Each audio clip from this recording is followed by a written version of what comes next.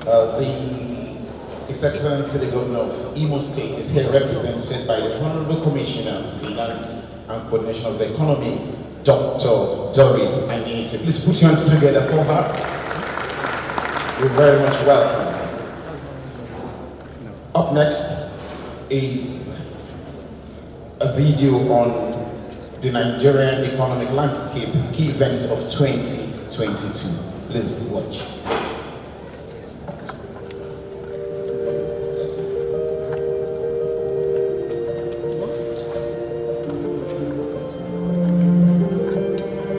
The Nigerian banking industry is more resilient and innovative in the period under review, despite the macroeconomic pressures such as rising inflation, exchange rate fluctuations, amongst others.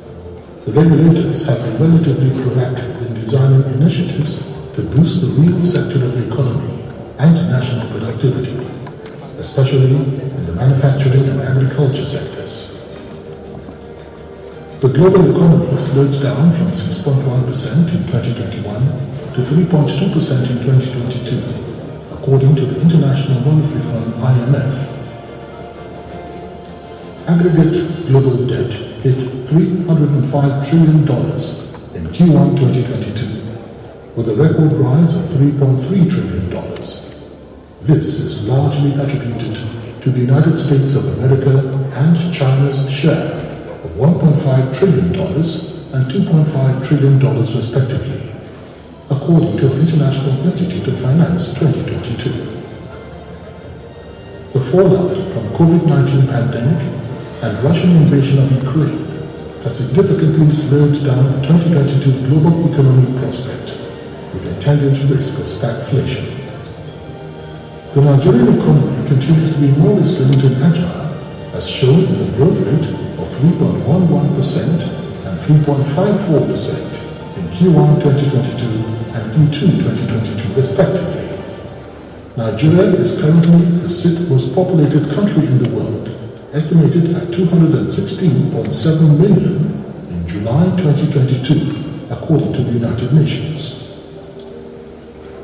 Portfolio investment accounted for 49.33%. Other investments and foreign direct investments accounted for 41.09% and 9.58% respectively. The banking sector has the highest share of total capital importation, 42.1% in Q2 2022. Key developments in the Nigerian banking industry. The Central Bank of Nigeria, CBN, released the guidelines for the implementation of the 100 for 100 policy for production and productivity, 100 for 100 PPP, to stimulate investments in the manufacturing sector and create opportunities for 100 private sector players who have access to finance, growth and expansion initiatives on a quarterly basis. The CBN issued a customer bill of rights that encompasses the right to choose, be informed, safety, privacy and confidentiality, redress, equality, and good service. The CBN introduced RT200 programs to stabilize the foreign exchange and raise $200 billion in earnings from non-oil foreign exchange inflow within the next 3 to 5 years. The Apex Bank issued a new regulation in response to the emerging trends and development in combating money laundering, financing terrorism, and countering proliferation of weapons of mass destruction in financial institutions.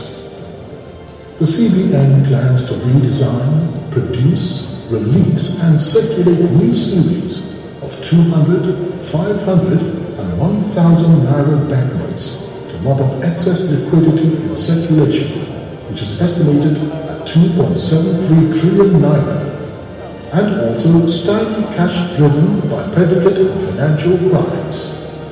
The usage of the new currencies will kick off on December 15, 2022, after its launch by the President of the Federal Republic of Nigeria, Muhammadu Buhari, GCFR. The Apex Bank increased the monetary policy rate (MPR) by 450 basis points in the last 3 monetary policy reviews, from 11.5% to 13% in May, 14% in July, and 15.5% in September.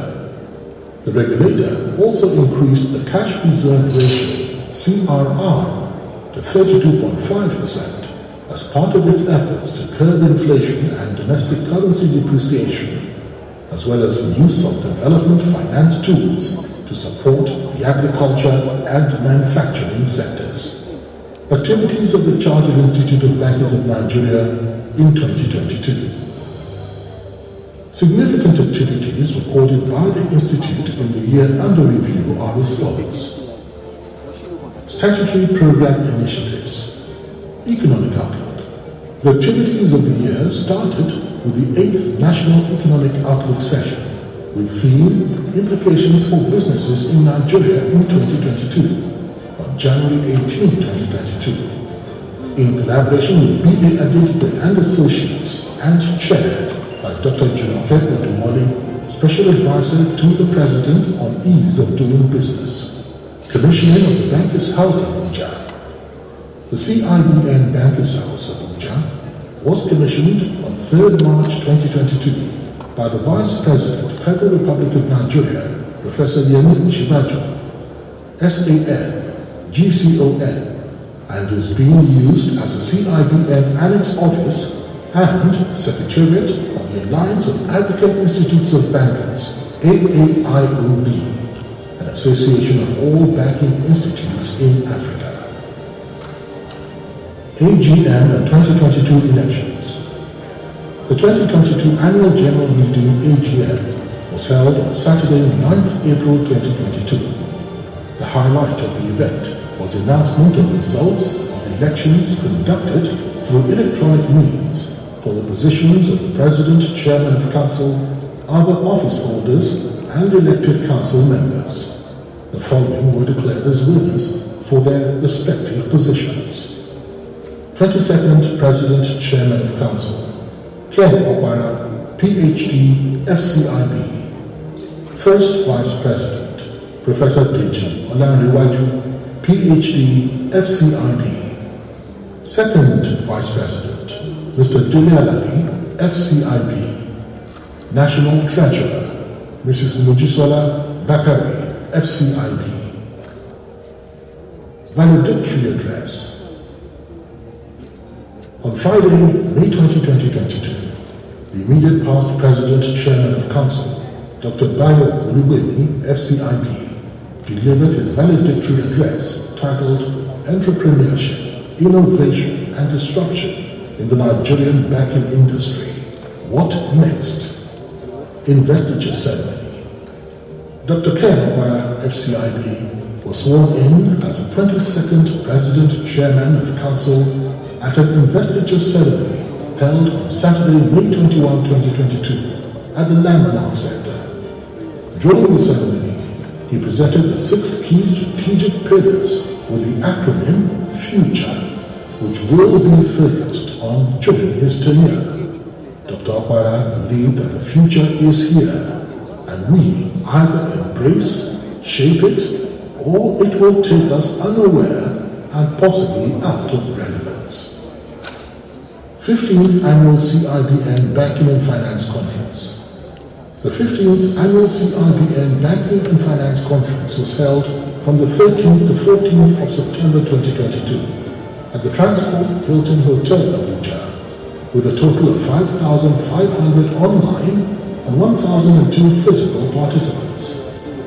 During the event, research on analysis of human capital attrition in an evolving local context, a case study of the Nigerian banking industry was presented. The project was positively received, leading to the institutionalization of a $20 million Human Capital Retention Fund, HCRF, local and international partnerships. CIBN LBS partnership. FinTech collaboration. PAPS agreement. Legacy projects. As part of the Institute's efforts in strengthening and deepening banking and finance education in Nigeria, 160-seater lecture theatre legacy projects were embarked upon in 7 tertiary institutions in 6 geopolitical zones of the country. The institutions selected based on their performances in the linkage arrangements with the institutes are Rivers State University, Federal Polytechnic Nasarawa, Kano State Polytechnic, Federal Polytechnic Nekede, the Polytechnic Ibadan, Abubakar Tafawa Balewa University, and Olabisi Onabanjo University.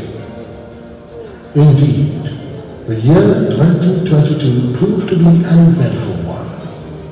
As we progress towards 2023, we look forward to more growth in the banking industry and economy overall.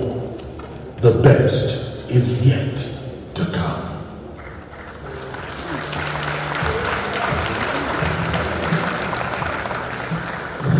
Thank you for that applause in response to that beautiful theme.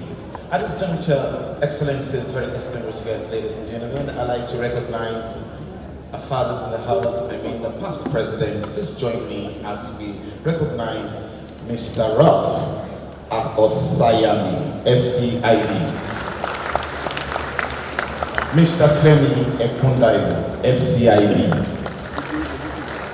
Professor Wole Adewumi, FCIB. Dr. Segun Aino, FCIB. Professor Segun Ajibola, FCIB. Dr. Uche Olowu, FCIB. And Dr. Bayo Olubemi, FCIB. All right, we are approaching a very key aspect of the program now, and it's my pleasure to kindly invite to come to the stage the chairman, ad hoc committee on annual bankers dinner, chairman, body of bank CEOs, group managing director, Zenith Bank Bios. Please make welcome Mr. Ebenezer Onyagu, FCIB.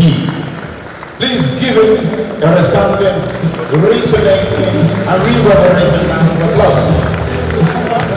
I was going to check our program. Good evening, ladies and gentlemen. I think it's very safe for me to stand on the already established protocol.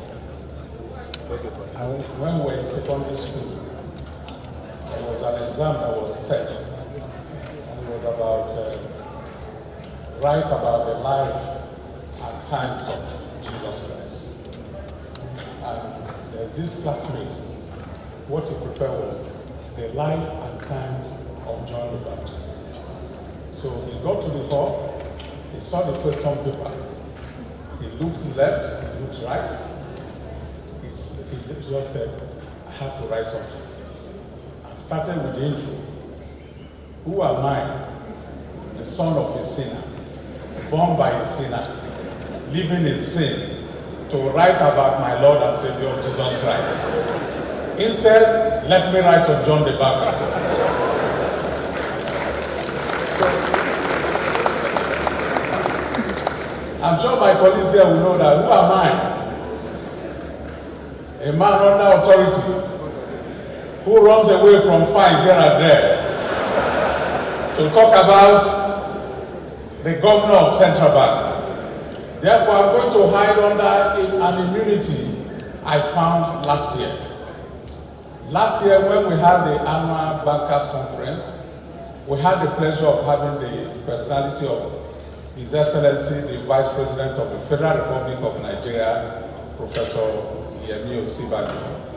And he told us a story that a particular year, a few days to celebration of the independence, that he was in London and he asked his aides to go out and look for ring ties. Something that he wanted to wear, something that would depict the color of the nation.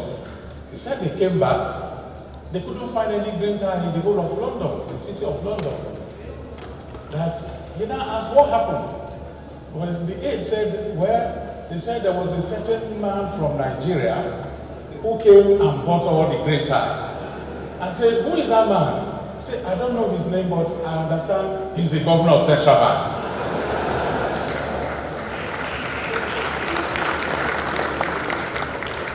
And speaking seriously, ladies and gentlemen, color green represents life, vitality, resourcefulness, renewal, rebirth.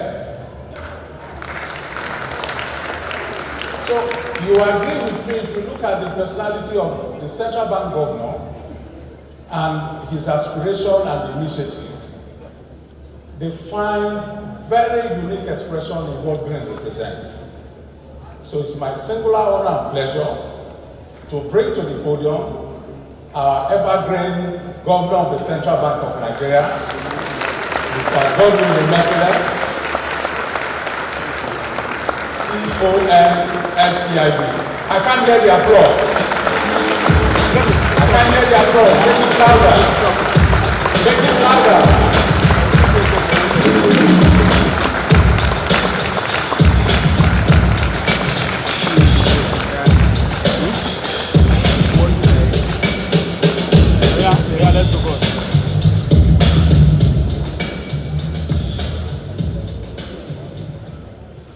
Thank you very much. Please be seated.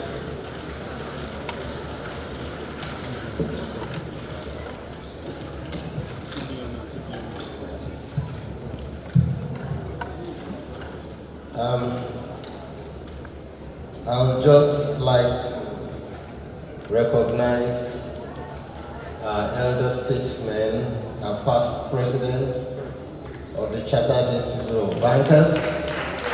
This evening, and I know that several state governors are here represented by their state commissioners, and after that, please permit me to rest on already established protocol, because it took almost 5 minutes for the president and chairman of council to recognize all of us here, and I thought I should just shoot straight this evening. Good evening, distinguished ladies and gentlemen. It is indeed a great pleasure again to be with you all this evening and to once again savor the merry ambience of another convivial dinner aimed at sharing with our peers, colleagues, and stakeholders in the Nigerian financial system.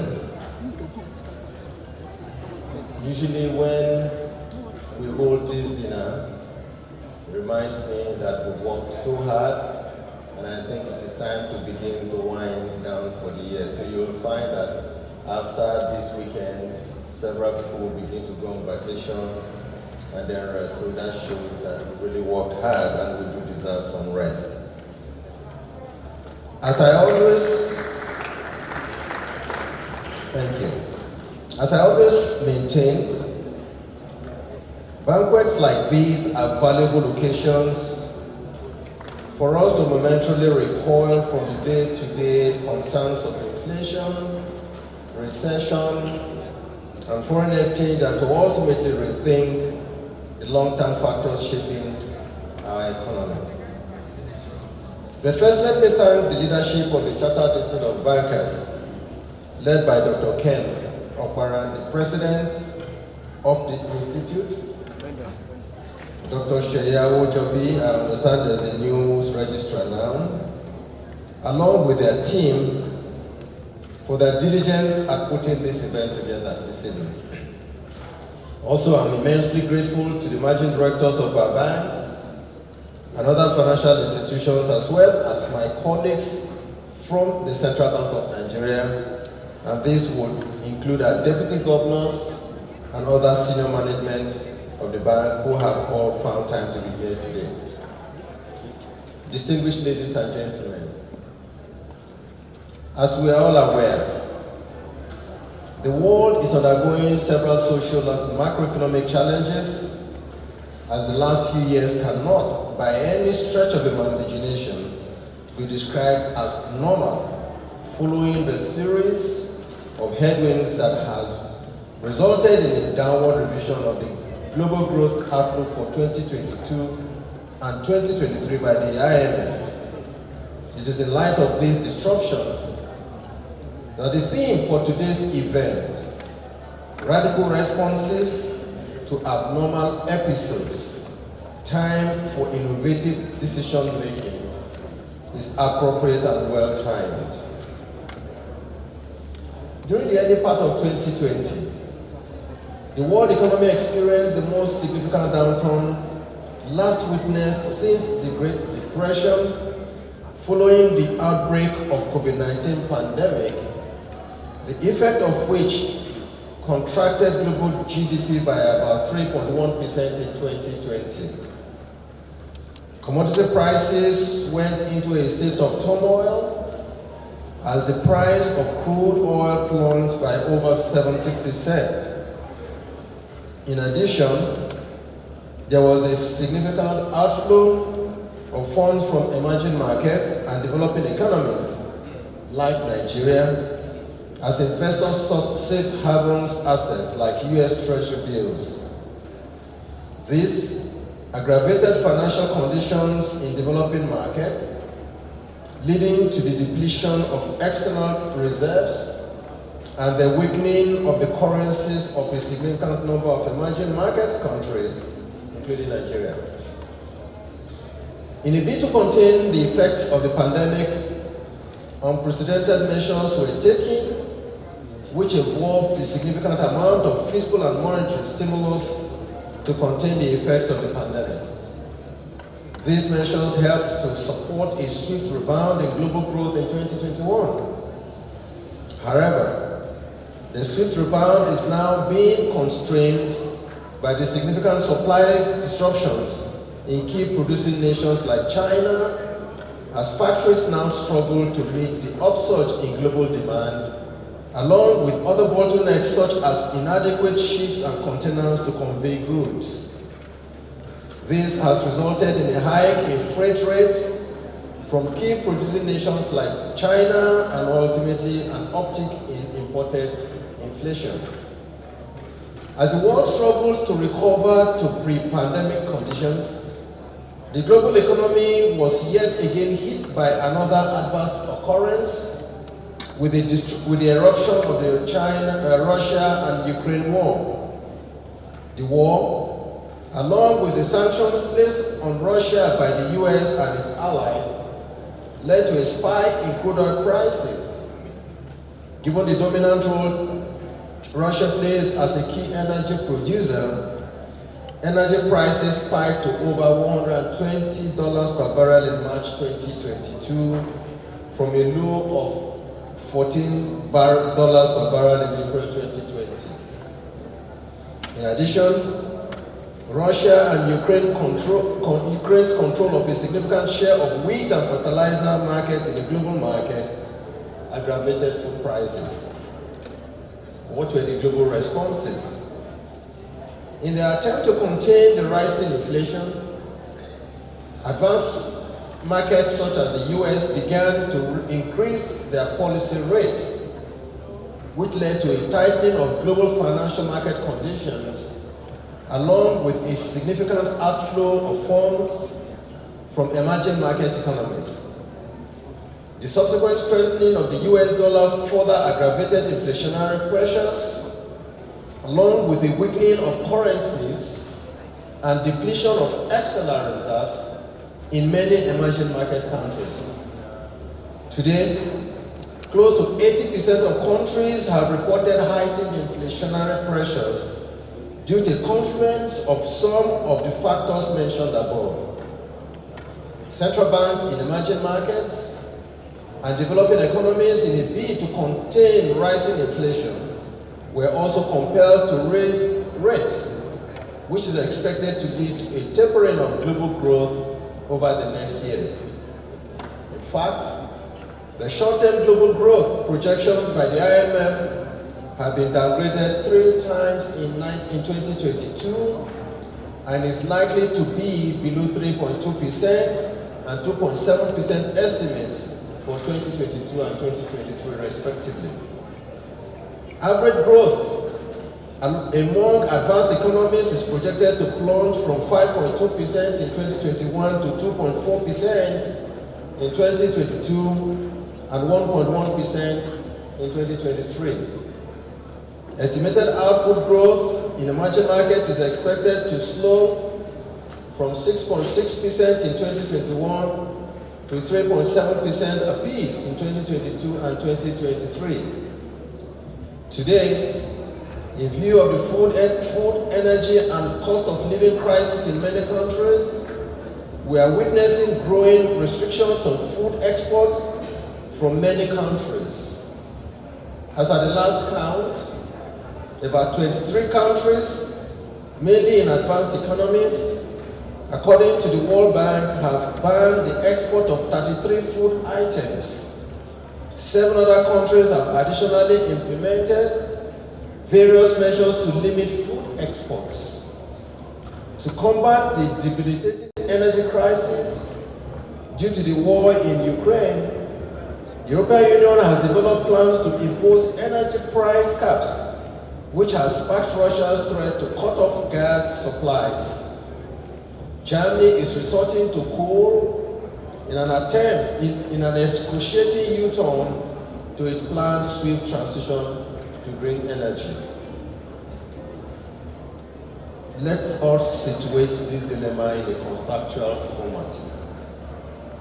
Distinguished ladies and gentlemen, these tumultuous external conditions reinforced by the anomalous, sometimes chaotic responses by many countries for both spillover shocks for Nigeria.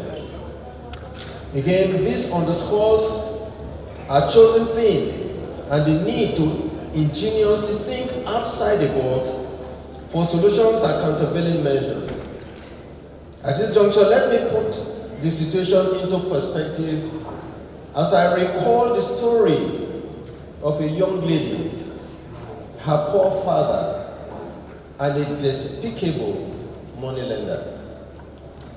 A long time ago, a poor farmer named Feng, a Chinese, lived in a small Chinese neighborhood and owed money which he could not repay to a local moneylender. Unfortunately, the loan shark, who was old and ugly, fancied the farmer's gorgeous daughter called May. As such, he crafted a devious scheme to bring his despicable purpose to fruition. The hideous moneylender proposed to forego Mr. Feng's debt in return for marrying his daughter May, the farmer's beautiful daughter. Neither the farmer nor his daughter could conceal their disgust at this repulsive proposition by the moneylender. Sensing his victim's reluctance and in his scheming cruelty, the crafty moneylender demanded that they allow fate to determine the matter.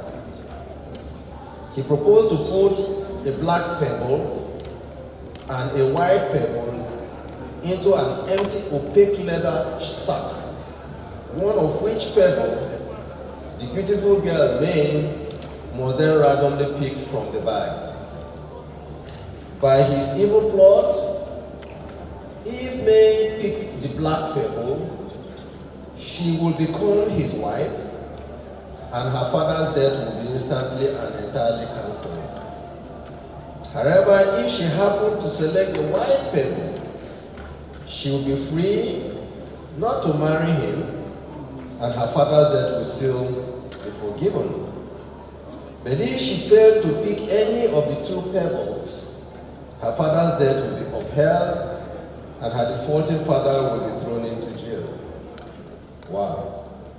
What an agonizingly grim moment for May and her poor father, who at this point had realized how precarious their options were and how appalling the moneylender is.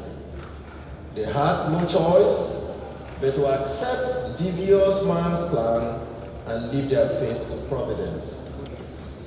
As they stood discussing the pebble-strewn path along the farmer's field, the moneylender bent down to pick up 2 pebbles.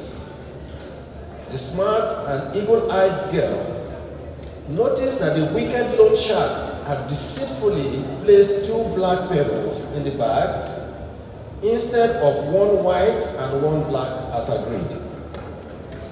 Not realizing that his malicious act was spotted, the dubious old man then asked the girl to pick a pebble from that bag.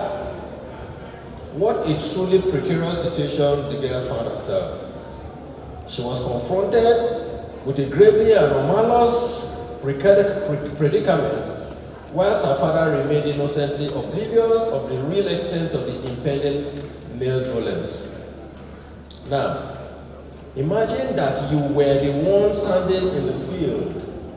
What would you have done if you were the girl? If you were to advise her, what would you have told her? How should she deal with this abnormal, tricky, and potentially doomed option?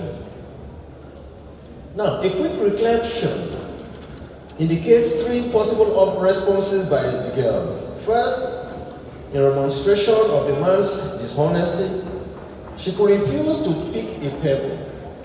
Secondly, she could show that there were 2 black pebbles in the bag and expose the moneylender as a cheat. Finally, she could, out of fear, naively pick the black pebble and sacrifice herself in order to save her father from imprisonment.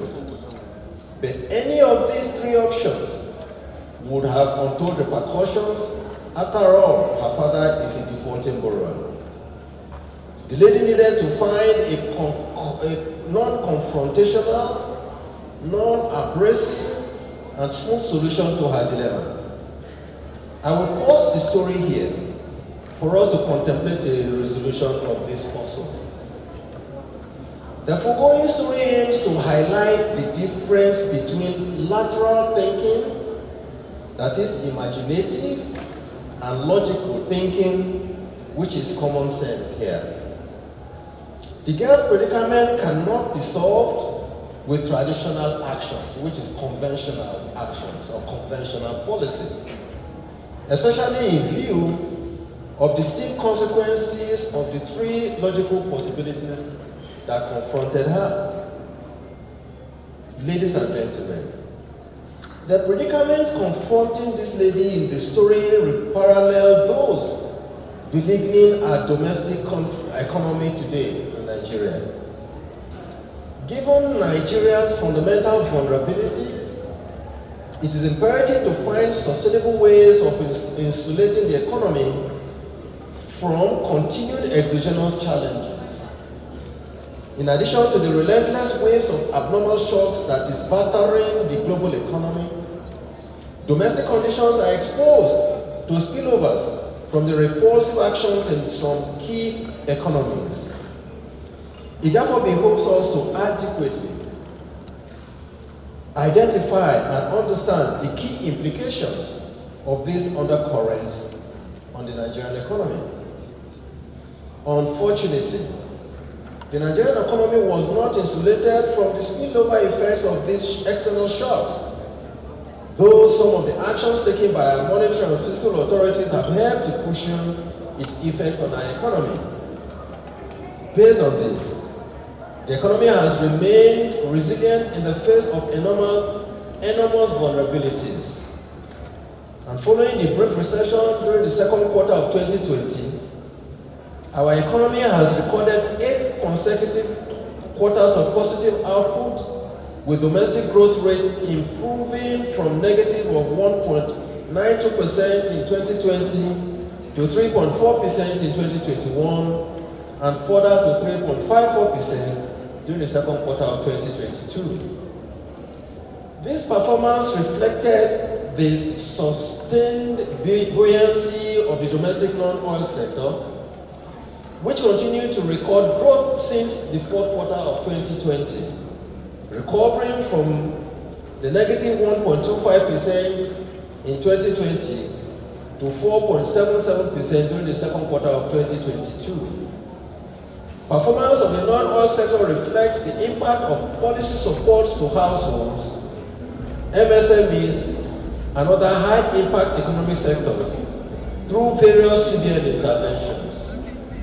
Specifically, we have seen a strengthening of the agriculture and services sectors, which have continued to propel domestic growth rates throughout this period, while the oil sector has continued to flounder, with growth rate plunging to negative of 11.77% during the second quarter of 2022. Our agri sector remained the critical factor behind the continued resilience of the domestic economy. This is an affirmation of the success of the CBN's development finance initiatives in the non-oil sector, particularly in the agri sector, which has helped to boost domestic output and create jobs locally. Is there any way we can tell the people who are beating the drums to help us, please? While global development steadily drove crude oil prices upwards in 2022, Nigeria's oil sector performance has been abysmal. This reflected the country's inability to meet its meager production quota, as recorded. Domestic crude oil production plunged from over 1.9 million barrels per day as of April 2020 to 1.1 million barrels per day by the September 2022. Given our dependence on crude oil for close to 80% of our foreign exchange earnings, the drop in production has resulted in a significant drop in our foreign exchange earnings as well as government revenue. It is imperative that we diversify away from the oil sector to reduce our exposures to the vulnerabilities associated with dependence on revenues from the sale of crude oil. On inflation, upside pressure on consumer inflation re-emerged during the year as global conditions complicated existing local imbalances to undermine price stability.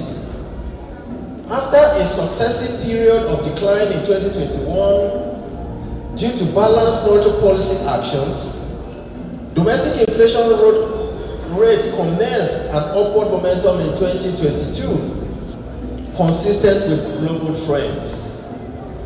From 15.6% in January 2022, headline inflation surged to 20.7% in September 2022, indicating 8 consecutive months of uptick. Food remains a major component of domestic consumer price basket. The analyzed uptick in headline inflation mirrors the 6.21% points upsurge in food inflation to 23.3% in September. During this period, core inflation also resumed an upward movement from 13.87% in January 2022 to 17.6%. In addition to the harsh global spillovers, exchange rate adjustments and imported inflation was also driven by local factors such as farmers' herders clashes in parts of the food belts of the country. Noting the adverse effects of spiraling inflation on the inertia and expectations, the CBN understands the need for supply-side interventions in critical sectors to minimize excess demand gaps. In terms of the real sector indicators, key indices present mixed outcomes in the real sector activities regarding industries, manufacturing, agriculture, mining, and electricity production. Purchasing Managers Index suggests fragile resilience of the domestic economy as tight global conditions and rising inflationary pressures weigh down domestic economic activities. Composite PMI contracted from 50 points in June 2022 to 49.5 points in September 2022, dragged by the weakness in both PMIs for industry and services. Our manufacturing sector, MSMEs, and the services sector need to be reinforced, not only to support domestic needs, but also to become internationally competitive. This is in view of the massive supply chain disruptions that expose the dependence and vulnerabilities of many EMDEs. As illustrated by the credit to gross domestic ratio, this phenomenal growth is not normal, but rather deep-rooted support of the real sector.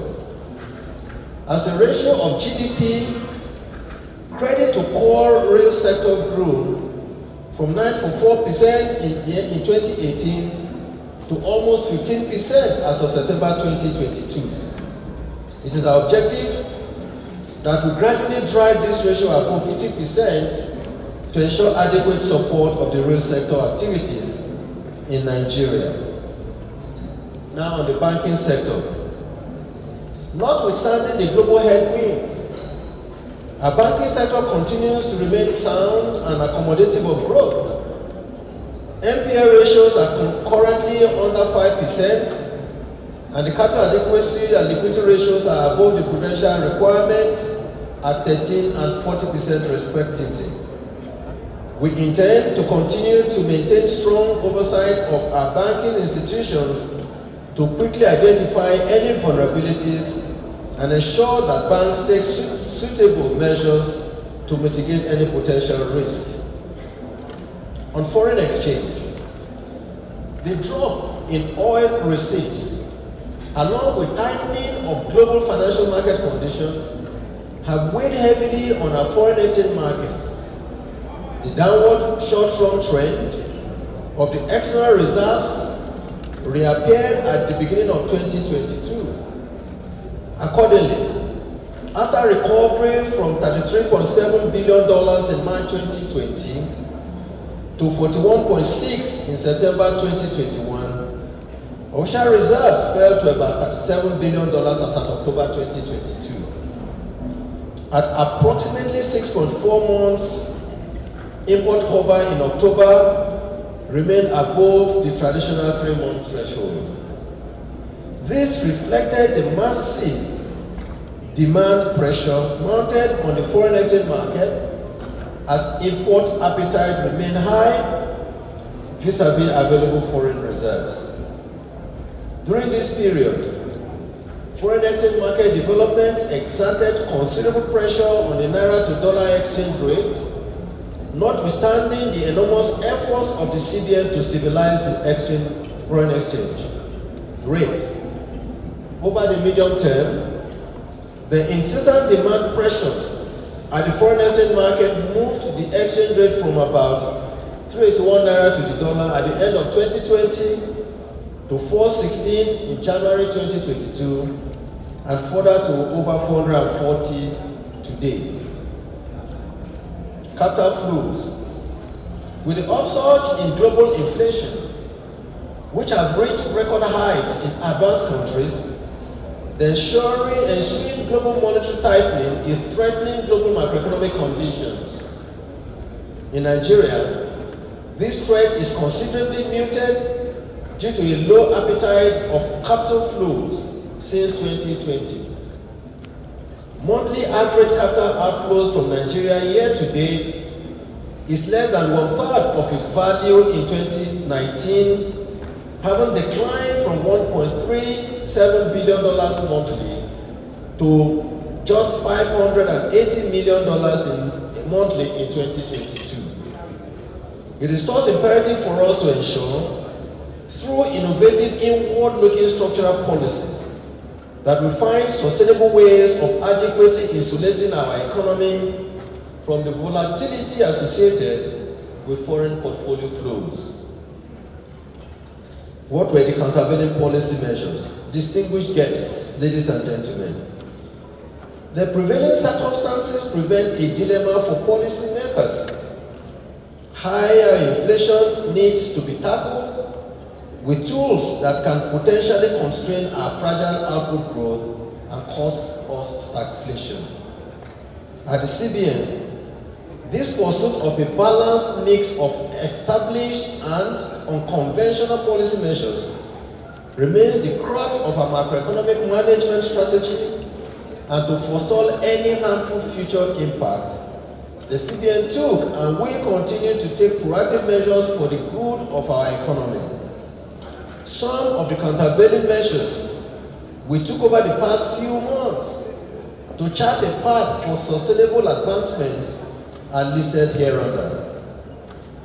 On monetary policy, after a prolonged period of monetary policy accommodation aimed at supporting the productive sector of the Nigerian economy, Monetary Policy Committee of the CBN reconsidered its stance as inflationary pressures resurfaced. Consequently, with the resumed uptick of inflation rate in February 2022, the Monetary Policy Committee has raised its policy rates 4 times, from 11.5% to 16.5% in November 2022. With the cumulative hike of 500 basis points so far in 2022, we are confident of an ensuing period of sustained disinflation. The cycle of monetary tightening could, however, impinge on growth momentum if adequate supportive and structural measures are not quickly implemented. On foreign exchange management, the Nigerian foreign exchange market is in the middle of serious crunch, which are straining our reserves and stifling the value of our naira. Market demand for both goods and invisible transactions has continued to increase under various uses in the face of dwindling supply of foreign exchange. As we all know, for example, the official exchange receipt from crude oil sales into our official reserves has dried up steadily from above $3 billion monthly in 2014 to absolutely $0 today. To put this drawback into perspective, it is equally no news that the number of student visas issued to the Nigerians by the UK alone has increased from an annual average of about 8,000 visas as of 2020 to nearly 66,000 in 2022, which implies an 8-fold surge to about $2.5 billion annually in study-related foreign exchange outflows out of Nigeria to the United Kingdom alone. This is against the backdrop of the worsening mismatch between foreign exchange market demand and supply, and the need to boost foreign exchange earnings that the CBN and the Bankers Committee initiated the RT200 program in February 2022. The program was fundamentally devised to innovatively tackle the fundamental problem associated with the repatriation of non-oil export process. So far, we have recorded and continue to record resounding success with the RT200 program, and inflows through this program in 2022 rose to about $1.6 billion and could surpass $2.5 billion by the end of the year. Under our rebate scheme of the program, the CBN has reimbursed a total of 78.4 billion naira, which I consider a fair price to incur in order to stabilize our exchange rate. Prior to RT200 program, the CBN had also rolled out several initiatives to bolster the inflow of foreign exchange into Nigeria in a stable and sustainable manner. One of these, as you may recollect, is the Naira for Dollar scheme, This initiative reflects our efforts to boost migrant remittances into the Nigerian economy. I'm happy to note that so far the Naira for Dollar scheme has been successful in increasing remittance inflows through our registered IMTUs. Currency redesign or currency repainting.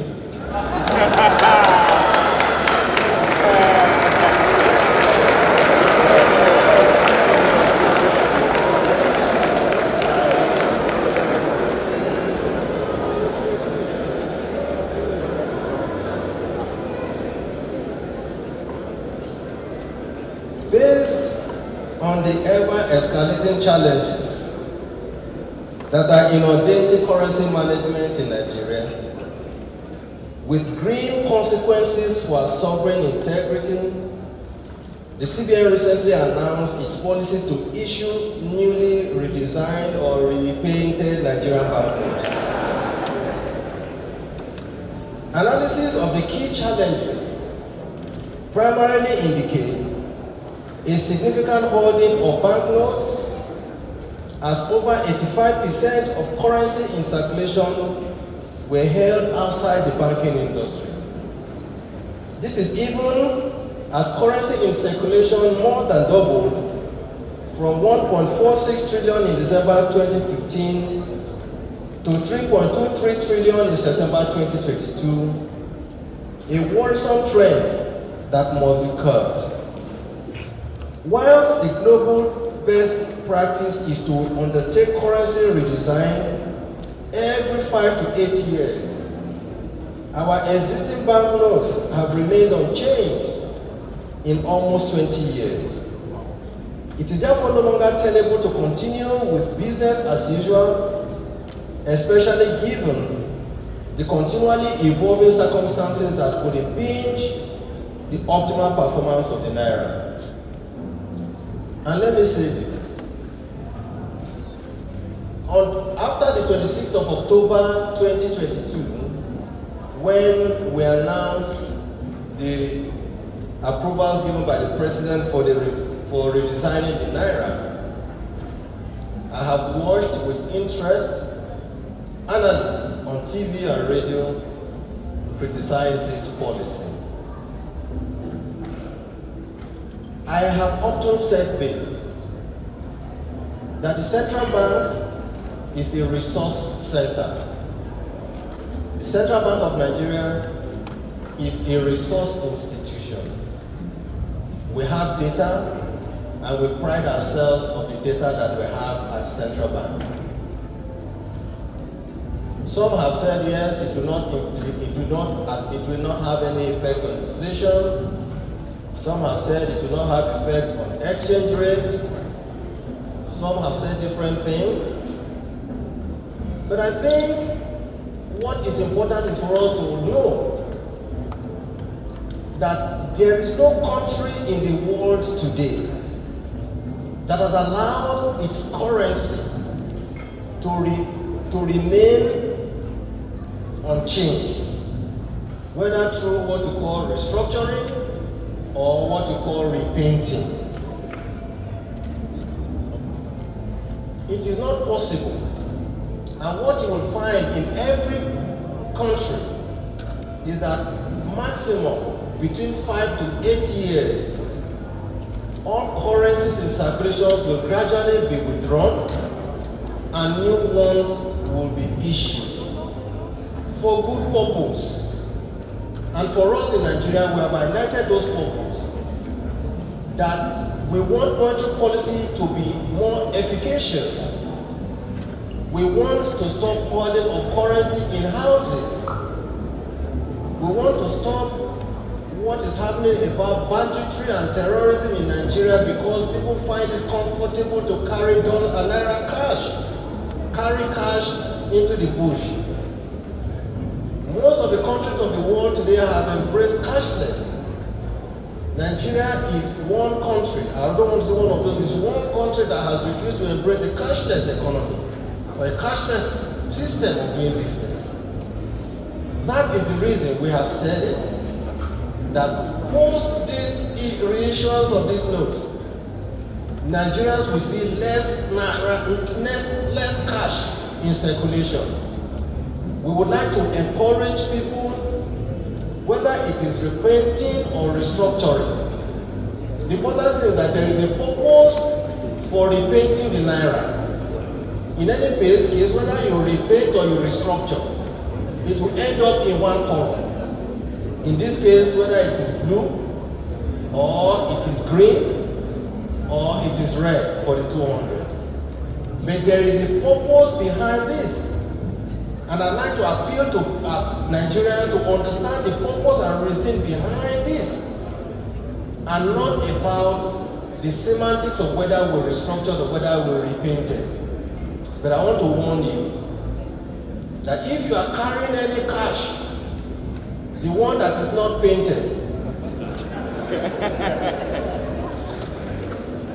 I will advise you, take it to your banks. Make sure that you return that cash to your bank and collect the one that has blue or the one that is painted green or red. If you refuse, after we are giving you 100 days, because even if you are depositing your old currency, the unpainted one, every day for 100 days, you will finish depositing it. Please deposit your money, because by 31st of December, 31st of January 2023, only the painted one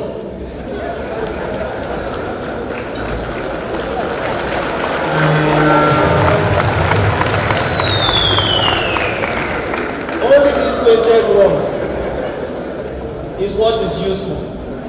All those unpainted ones, you will have to burn them. There have been attempts in the past to resist this. And I'm not going to hold back on thanking the president. And I have said that it takes a president of his esteem and incorruptible stature to give those approvals. Because I know how even me, I have been confronted and resisted in the past not to do this. But because of an understanding and agreement between the federal government and the CBN, we have moved forward on this repainting.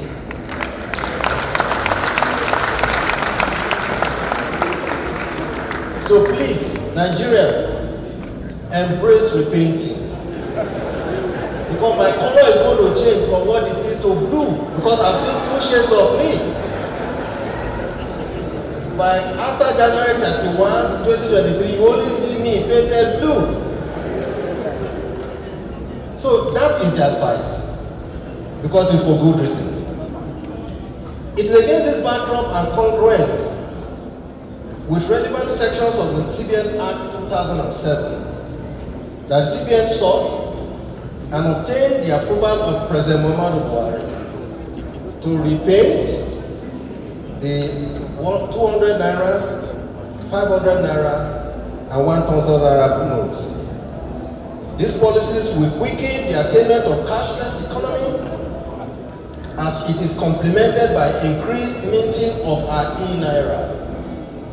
It will curtail currency outside the banking system, and as monetary policy becomes more efficacious, will help to rein in inflation. On digital money and payments, given the rapid advancement in financial technology, leading to rapid digitization, money and finance, the CBN will continue to seek creative ways to ensure that Nigeria takes full advantage of its opportunities and benefits, leading to the recent launch of the e-naira. The e-naira was developed to broaden the payment possibilities of Nigerians, foster digital financial inclusion, with potential for fast-tracking intergovernmental and social transfers. Since its launch a year ago, we have continually modified its features and have made it more accessible to a wide range of users. To further strengthen the payment system while conserving foreign exchange, the CBN is collaborating with NIBSS to launch the Nigerian National Domestic Card Scheme. This is expected to lower operating costs for banks, incurring huge charges for foreign card schemes. It will also reduce the huge foreign exchange commitments associated with operating foreign card schemes. The scheme is expected to commence on 16th of January 2023. With this, Nigeria will join a growing list of EMDs, including India, Turkey, China, and Brazil, that have launched their own domestic card schemes. This landmark initiative shall position Nigeria as the first African country to introduce a domestic card scheme that combines a fully domestic infrastructure with international interoperability. I will skip development finance. We know what we have all done in agriculture. As part of efforts to resuscitate Nigeria's textile industry and promote economic development in textile and garment sector, the bank released about 1.5 billion under the textile sector intervention, bringing the total disbursements to about 97 billion naira. And in support of the resilience of our healthcare sector, the CBN also has so far disbursed a total of 130 billion naira to 131 projects comprising 32 pharmaceuticals, 60 hospitals, and 39 other services. Now, let's compare Nigeria with other markets. An analysis of our recovery efforts and current outcomes suggests that the Nigerian economy and its banking system has fared comparably well when juxtaposed with our peers. Like many emerging market and developing economies, Nigeria's GDP growth rate has so far remained positive, even as global conditions plunge deeper into stormy waters.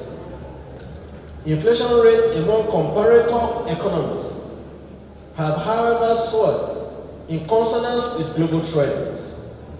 And the quick comparison of the rates, for instance, for September 2022, indicates that Nigeria's inflation at 20.77% is high, but not among the worst in the world. We have seen hyperinflations above 80% in Turkey and Argentina. Ghana and Ethiopia also had rates of above 30%.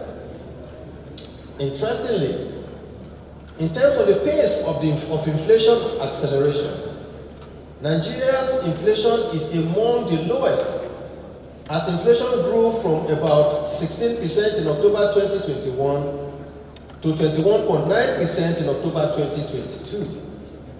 Over the same interval, Morocco's inflation rate rose fivefold, from 1.7% to 8.3%. The rate in Ghana rose more than threefold, from 11% to 37.2%. We are not trying to justify our position. It's weak, but we're only saying that this is a global trend, and we're doing everything possible for us in Nigeria to correct our situation. Our outlook for 2023.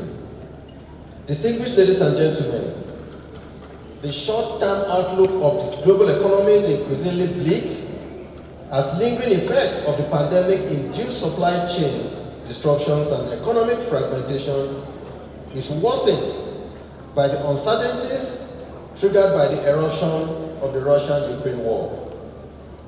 Accordingly, the IMF projects that more than a third of the global economies will suffer a recession within the next 2 years, especially as the US, European Union, and Chinese economies they stagnate.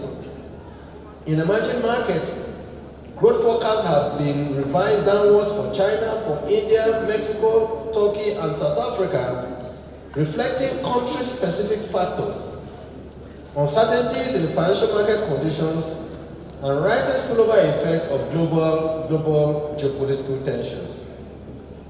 As external conditions flounders, inflationary pressure is expected to worsen and become even more persistent in many countries going forward.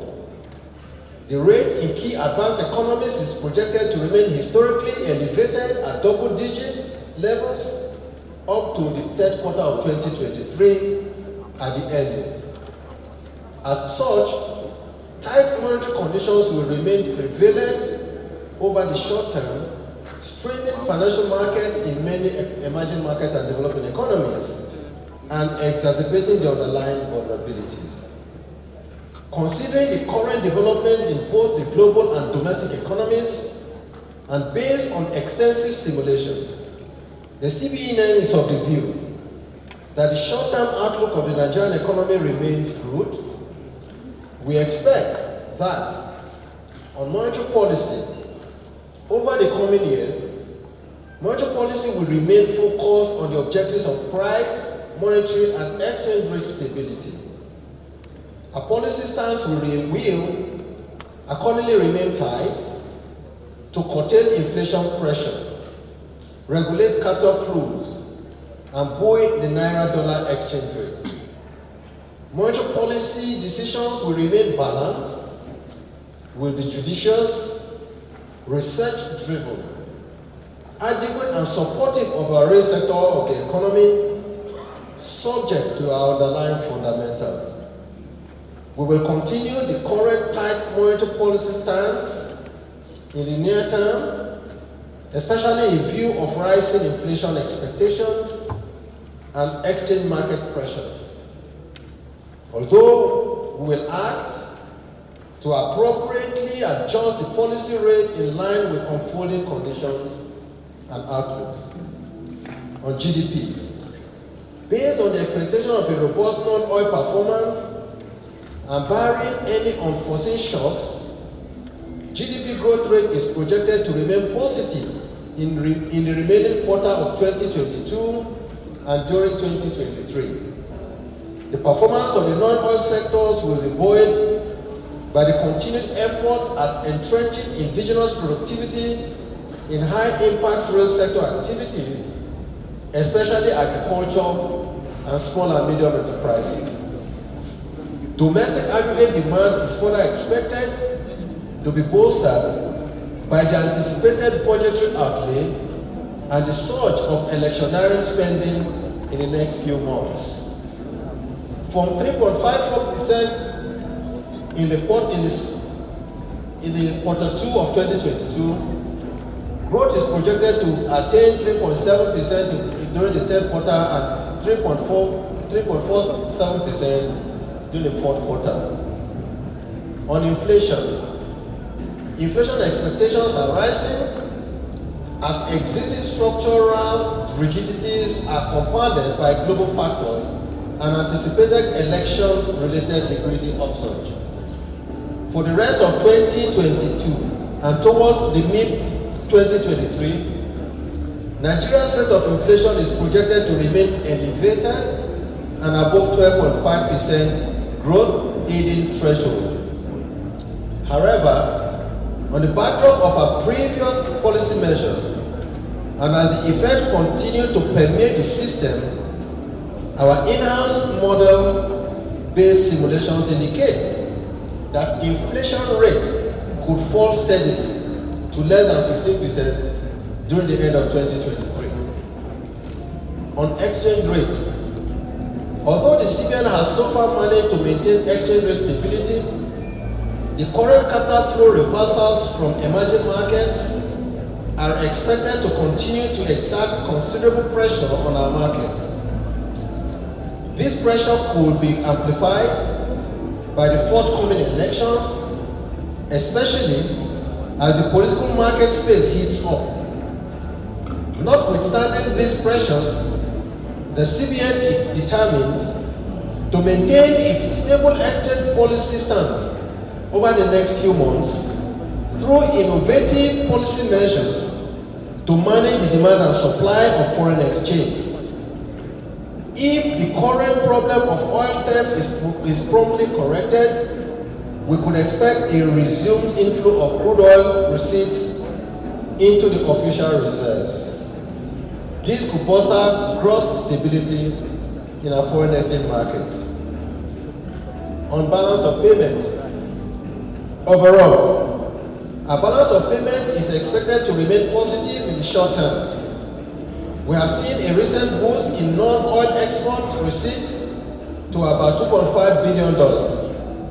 Hoping that the poor performance of the oil sector reverses, especially as high crude prices is sustained by a potential elongation of the Russia-Ukraine war, we expect the current account balance to strengthen even further.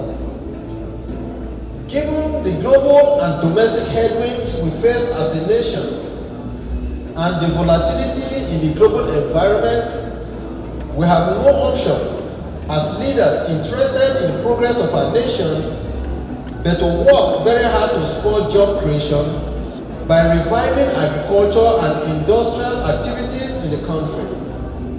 Like we have always said many times, if we continue to support the growth of our smallholder farmers, you can only imagine the amount of wealth and jobs that will be created in our country. If we turn a blind eye to the opportunities provided by our enormous human and material resources, this could spell doom for our country. Distinguished ladies and gentlemen, in concluding my remarks, please permit me to say that over the last 2 years, the global order and macroeconomic conditions have become increasingly challenging and distressfully tumultuous. This portends a huge downside risk for the proposed prospect of the Nigerian economy. We are first reminded of the need to look inwards in developing policies that will correct the fundamental failures that will have undermined our economy. Accordingly, the CBN, guided by the best judgment and data, will continue to act in good faith to ensure the increased prosperity of our Nigerian economy. As we wind down this address this evening, I call on all of us to continue to put on our thinking caps and find imaginative solutions that will ensure the Nigeria of our dream, where balanced growth and shared prosperity is guaranteed for all Nigerians. I thank you all very sincerely for your attention, and thank you. God bless Nigeria.